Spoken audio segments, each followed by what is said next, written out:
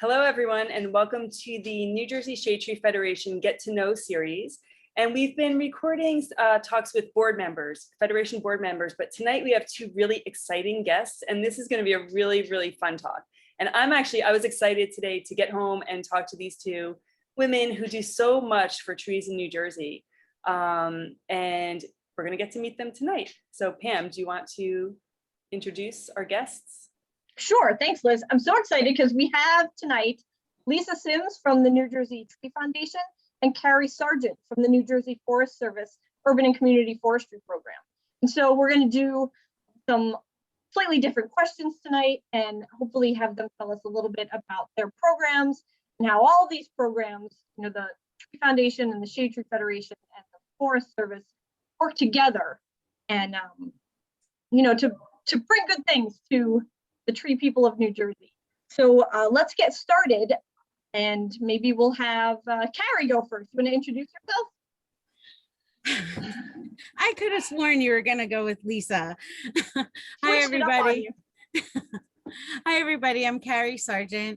I manage the New Jersey Forest Service Urban and Community Forestry Program, and we're a local government assistance program, and we provide financial and technical assistance to local governments, municipalities and counties, the shade tree commissions, environmental commissions, green teams that work with them in order to help you create and sustain, healthy, resilient, safe urban and community forests.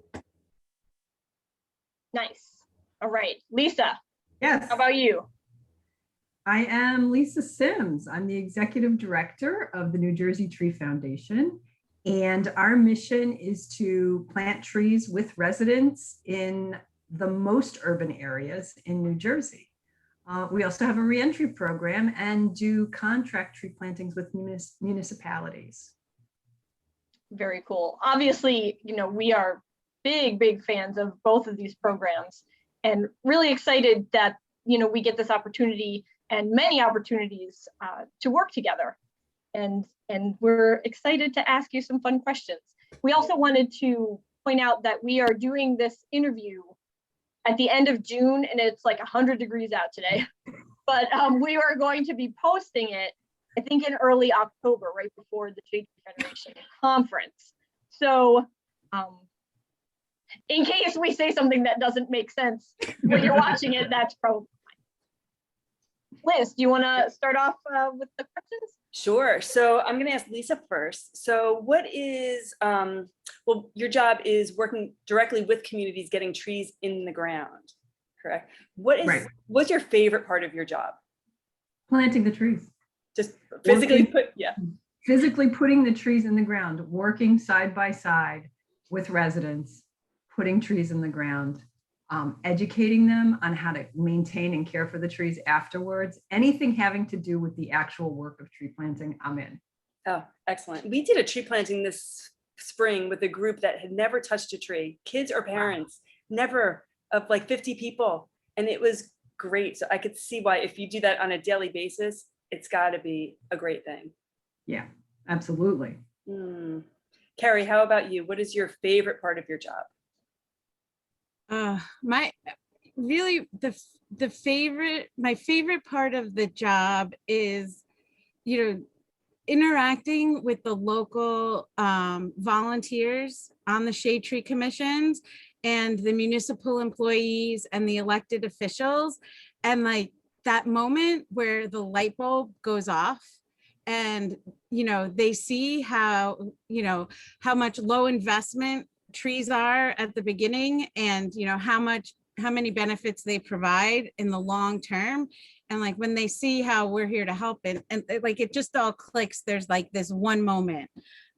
So that's my favorite part of this job, is working with the people who are making it happen on the ground. Nice. It's funny, when I said job, I thought like, oh, job sounds so stiff, because you guys have such like, it's like a lifestyle almost, probably, right?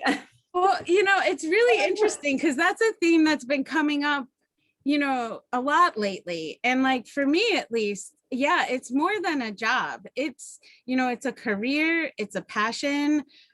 we went to school, foresters go to school for a long time, and environmental managers, and there's a lot of science behind it. And so, when it comes to just planting a tree, it makes you feel good, but they're like, Lisa has a lot of knowledge and skills that go along with that. And so, it is a passion and a career, more than just a job. And I don't think we could do our jobs if they were just jobs. I agree. It is your life. And I can't call it a lifestyle because I really don't know what the hell that is, but it is the passion that you bring to the work. And you have to love people. You have to really enjoy interacting with people. Everybody thinks it's about trees in the woods and this and that, and it really doesn't have very little to do with that. It's about the people and working with them. Mm-hmm. Nice. Got to find the joy, right? Yeah. So along those lines, we also wanted to ask you if you have a story that you could tell from something that you encountered in a municipality or, community group that you worked with, someone that was doing something really well, or, you saw something new that you hadn't seen before that, kind of made you think or, get excited about, look at what these guys are doing. So if either of you has something that you want to jump in and share, great projects from your work. Carrie, do you want to go or me? You can go first. Okay. When we're working down in Camden, it is absolutely stunning what I see.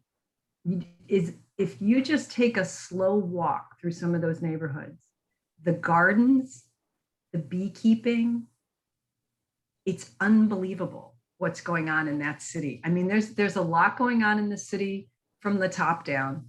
And that's great. That's wonderful. Art installations and all sorts of cool stuff like that. But what the residents are doing and how they're making their neighborhoods into these amazing places will just knock your socks off.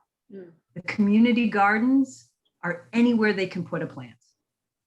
And this one area that we were in, every other house had some kind of kitchen garden or vegetable garden. They had chickens and they were collecting eggs and they had bees, and it was absolutely amazing. There's just so much life there, and then I come home to the suburbs and I'm like, what? These people, you need to see what's going on in other places because it's really happening in Camden. That's very cool. Carrie, how about you? I got my start with Lisa at the Tree Foundation. So when I say those things, it's always, like the most impactful moment for me was like one of the first tree plantings I did with Lisa on this block. And yes, we planted pears, Chanticleer, not Bradford. But I'm sorry. Long time ago. Liz is gonna edit it. Are they still there? They're there and they're beautiful. Well, there you go. But so here's the thing.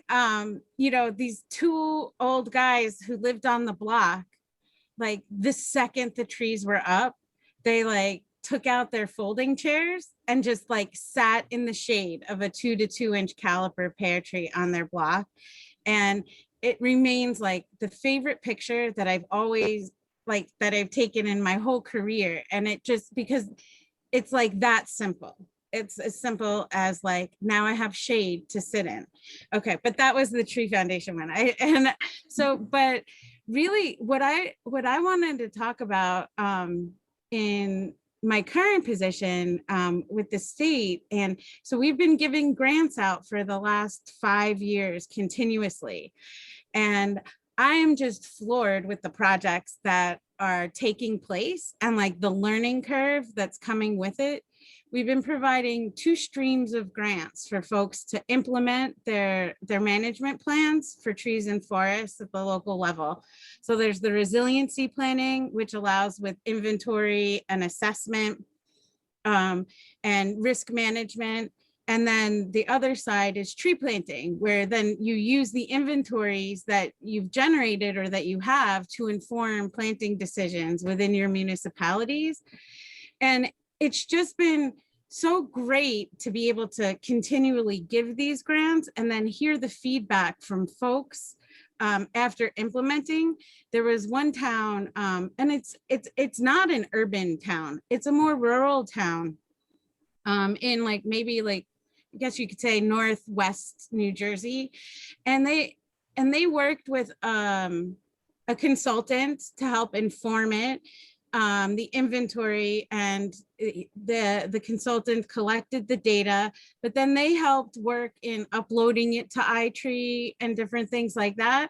And then the municipal employee is the one who has to like manage the grant aspect of it. And they were like, the way that this is set up now, we see how we can work together.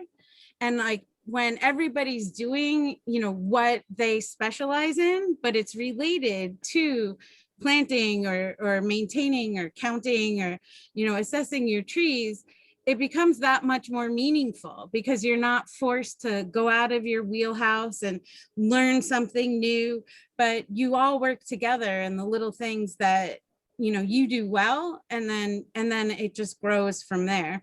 And you just see it in no matter the size of the community, small and large, it's, you know, getting all those pieces within the local governments and the tree programs working together, and then them realizing like, oh, I don't have to do this all myself. This is the person that can do that.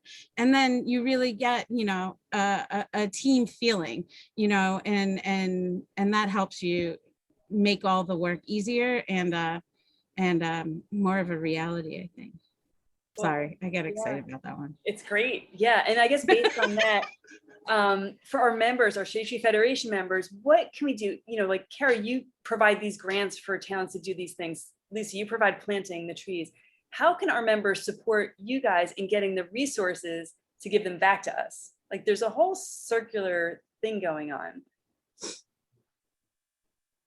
Right? Yeah, right. Like Carrie, like money has to come from somewhere. How is there a way that our members can support you? Is there like letter writing campaigns or reaching out to someone to get those resources to you so that they get to us? Oh, or getting the license plate, right? Yeah. Yeah. So, so I'm here, you know, representing the State Forest Service. So, the best things that you folks can do, you know, to help us help you. Yes, Pam, number one, buy the trees, Treasure Our Trees license plate, completely tax deductible. And all the money from the purchase, the proceeds from the purchase of those plates comes to the Urban and Community Forestry Program. And also, if you have professional companies, you know, encourage them. We have a commercial plate that's also tax deductible. And, you know, it's really a push for me to get commercial tree companies to get the plate, because then if they get the plates, which then, you know, we get the money, we can give it to you and you can hire them. So that's another whole circle. But I think that the biggest thing, you know, that you guys can do is, you know, promote your work and speak your voice and let people know everything that you're doing, because it is important stuff. So, you know, get your message out, make sure that you do your press releases and, you know, your promotional work in conjunction with the work you do every day. Because a lot of people, you know, they'll just say, oh, it's just tree planting, but it's not tree planting. You know, there's a lot more that goes along with it. And so make sure that, you know, you let your message get out there and you pat yourselves on the back. How about you, Lisa? People can support the Tree Foundation monetarily. Of course, we are a statewide nonprofit. We accept donations. You can volunteer at any of our tree plantings. They're generally in Camden and Newark, sometimes Jersey City. Gloucester City, Atlantic City are other places that we've worked in, and Trenton.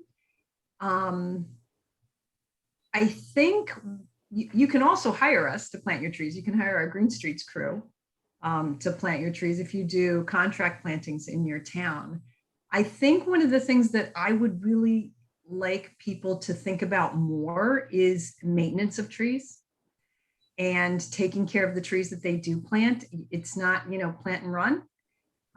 So if you want to hire us to maintain your trees, we can certainly do that. Water, remove stakes, mulch, prune, smaller trees. Those are other ways, but I know Carrie and I have been talking a lot about getting people to really start thinking about maintaining their trees. And the last couple of days is a perfect example. It's been 100 degrees for 2 days now, and we've got another 100-degree day coming, and newly planted trees need to be watered. They need to be monitored and maintained during weather like this. Mm-hmm.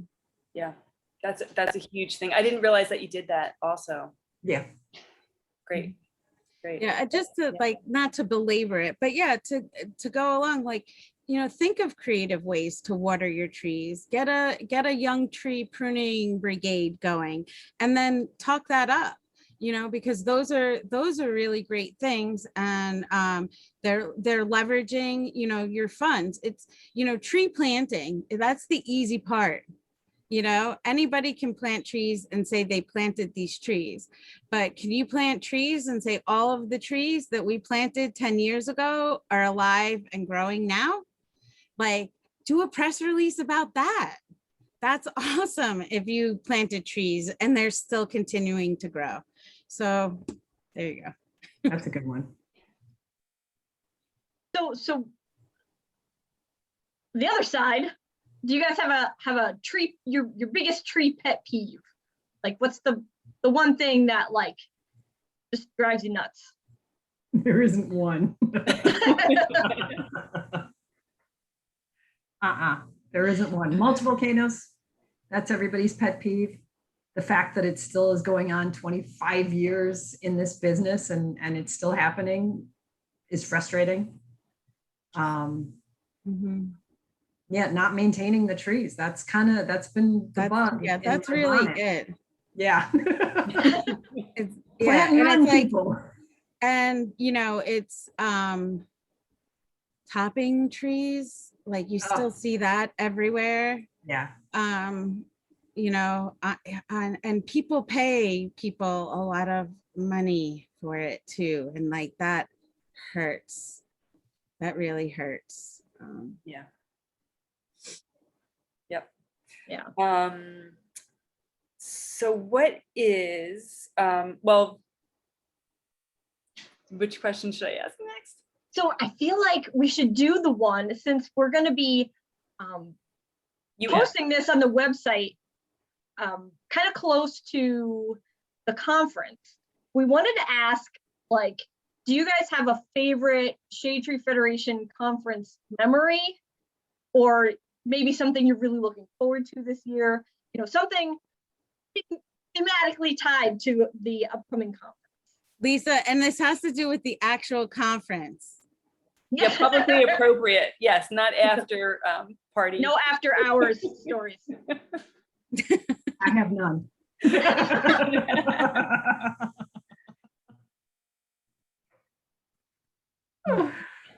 My favorite part of the conference is seeing and being with the people that go. Yeah. That's my favorite part. It might be the only time of the year that we get to see some folks that, are doing amazing work in other parts of the state. We all get to hang out, us, meaning the 4 of us, 5 of us, we all get to hang out, and that's lovely. But it's being with the people and talking to them. Yeah. So yeah, there isn't any one talk, because Donna always does such a good job of, bringing in the speakers, and the board does such a good job of putting the suggestions out there and getting the hottest folks, on board. But I have to say, my favorite thing about the Shade Tree Federation meeting is oh, Lisa, now I put a face with a name, you Yeah. know? And so, you know, it is exciting this year because um, uh, a lot of our work at the state program is, you know, conducted via email or, you know, via the phone, and you get the calls and, you know, everybody, you know, Mango Tree from, you know, Main Street, USA. But you have no idea who that person is really. And so to make that connection and to be like, you know, hey, we're here, we're people, and you know, so that's the best part, you know. Oh, you know, you're so and so, Mango Tree. That's good to hear, because with the virtual conference last year, it was good and informative, but there was something missing. And I think everyone after that was asking, what are you doing next year? Are we going live? Because no one wanted to go virtual again. They want to have that connection and see people that they hadn't seen.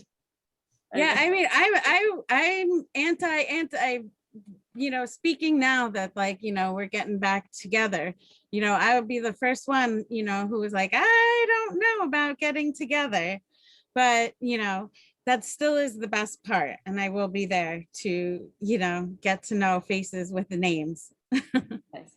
Good. Nice. So for both of you, what is your either favorite tree or like an individual tree that you've passed by or met at some point in your life that you remember and think about, or just a general, what's your favorite tree kind of thing? Again, there's not just one. How about today? For today. So my favorite tree is a willow oak. Mm. My other favorite tree is the tree I planted with my dad when I was little, which was a river birch. My other favorite tree is my peach tree that I planted for my dad when he passed away.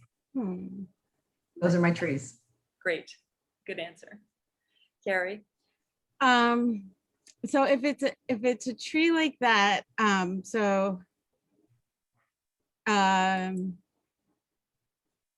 don't like saying these trees because they don't really grow well here. But when I was starting my career, I worked in the tropics.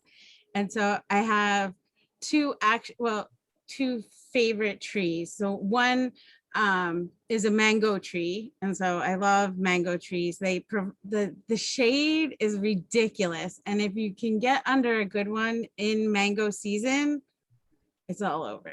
Because you can just, you like sit under this thick shade and like the sun is blaring everywhere else.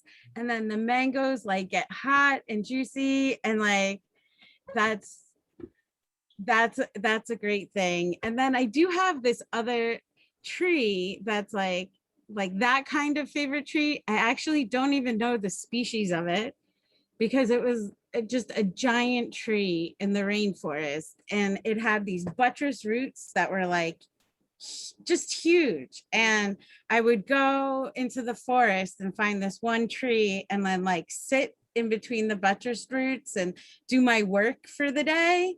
And it was just like, it was almost like it, I know it's cheesy, but it hugs you like in there. It was like the perfect sitting spot. So like that is my individual favorite tree, even though I really don't know what tree it was because even the language different. I don't know. So That's great. That's what it's about, right? The memories and the Yeah. feelings and all of that. And unfortunately, Carrie, you might get your wish to have mango trees with the heat that we're having. It's like 100 degrees out today. We might get I mango trees know. on the street some days. Sorry. Yeah, they wouldn't make a good street tree though. They got to be like in the parks because they get really wide. Cool. Very cool. Cool. All right. Well, Nice. thank you so much. Yeah. for Do you have doing anything else that we missed on or that you really wanted to get out there? Or? Okay. I think it's a good intro. Oh, yes. Yeah, no, and I just want to just acknowledge all the members of the Shade Tree Federation, and you know, thank you for everything that you do, you know, within your communities, and you know, just keep up the good work, keep persevering, and you know, I'm just looking forward to working with you guys, you know, in years to come, and all the great work that's, that you do. I know that it's, everybody faces challenges and sometimes it's hard or frustrating, but I think that community-based tree planting and tree maintenance, local urban and community forestry programs are really so critical to the overall, like, real physical and mental as well as environmental health of New Jersey. And so, keep doing what you're doing, and don't be a stranger. We're here to help. Well said, Carrie. Bravo. Oh. Yeah, that's great. We should say that more often. Thank you. Yeah. Thank you both for coming, and you'll hopefully be at the conference this year, as you are every year. And if you've never met Lisa and Carrie, seek them out. They're fun people. They're nice people. They're passionate about what they do. They're so well educated. It's just, you have to find them and speak to them. So there will be a line. Oh, sorry about that. There'll be a line. We'll have to have like a booth. Maybe like celebrities. But yeah, so thanks for joining us tonight.